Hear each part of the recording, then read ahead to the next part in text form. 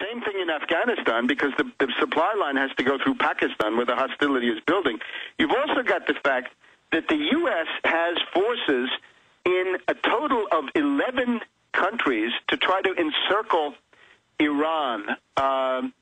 The 11, if you want to hear them, Iraq, Afghanistan, Turkey, Pakistan, Kuwait, Azerbaijan, Armenia, Turkmenistan, Saudi Arabia, United Arab Emirates, Kyrgyzstan. There's U.S. bases in all of those.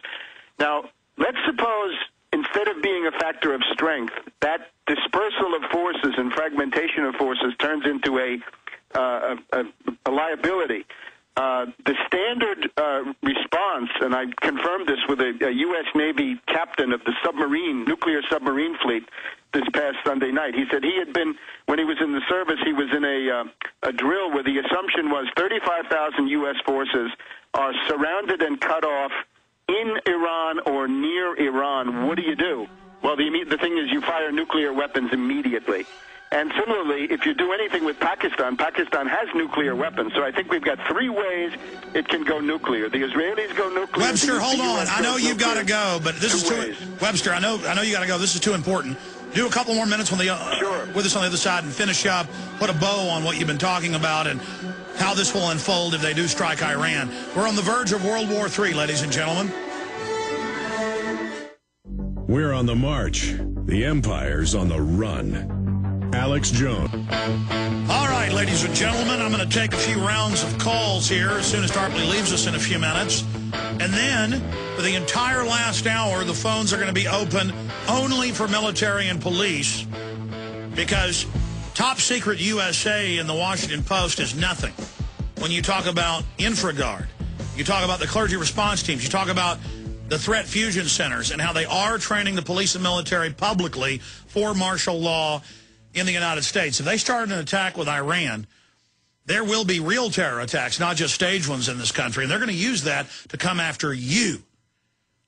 That's what this banking structure needs, is an outside threat as a pretext to control our lives. And we've got to reach out to the military and police now, ladies and gentlemen, now, before they shut the web off during a war, like Lieberman told Candy Couric on CNN. We're going back to Tarpley here briefly to finish up with how this nuclear war could unfold. It's not just Tarpley. Mainstream news, mainstream analysts, the Russian government are saying this could lead to nuclear war. Our own military says they're going to use nukes.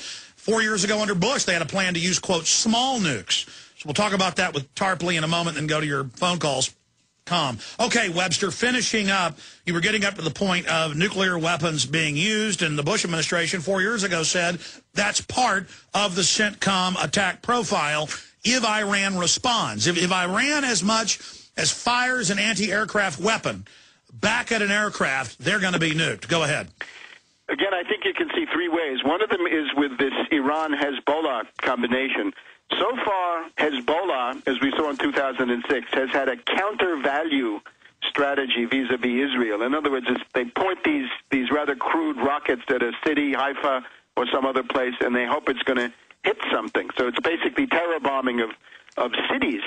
But if you have more accurate missiles that can actually hit targets, you can go over to a counter-force strategy. You can target the air bases of the Israeli Air Force, and indeed I've seen things on the internet that the Israeli Air Force is ready to flee from northern Lebanon at the drop of a hat and take refuge in southern Israel because they now fear these 200 new missiles that the Hezbollah have been able to obtain. And if you had this simultaneous attack from Iran and from Hezbollah, if they were targeting Israeli Air Force airfields, including in the south of Israel, this could put Israel into a very critical situation, and naturally, as always, as we had it in Europe during the Cold War, if you're losing on the conventional plane and you have nuclear weapons, then you get a tremendous temptation to go nuclear, to escalate to the nuclear level, thinking that you can solve your problems there. So it could come through Israeli retaliation if they thought they were losing in a conventional way. And the lesson of Lebanon 2006 was that they did lose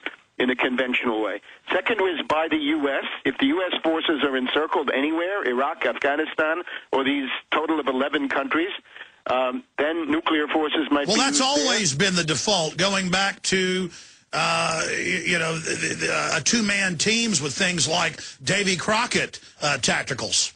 right? And then Pakistan, right? Anything that, if you're attacking Pakistan, you have to remember that the U.S. is deterred from directly attacking Pakistan, or should be, by the fact that Pakistan has nuclear weapons. They can defend themselves. That's why you have to do all this subversion with the help of WikiLeaks and others to get the Pakistanis going.